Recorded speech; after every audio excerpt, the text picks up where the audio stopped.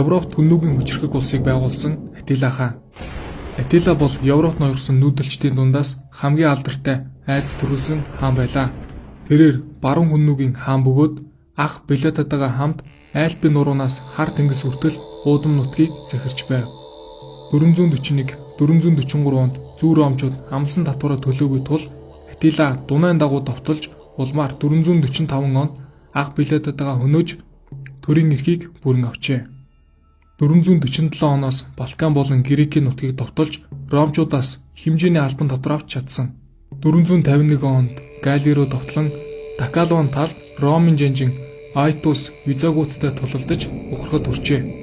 452 онд Италиг довтолсон ч тагал өсөглөн нэрвэгдэн бутсан. Аимшиг довтлохоонууд нь олон хүний хувьд Тэнгэрийн шийтгэл мэт санагдаж түүнийг Бурхны ташуур гэж нэрлэх болсон. 453 онд Аттила гинт нас барсан бөгөөд хөвгүүд нь хаанчлыг залгамжилсан ч удалгүй хүннүүгийн гүрэн задран унжээ. Бичлэг таалагдсан бол Mongols пэйждээ нэгдэн фоллоу дараарай.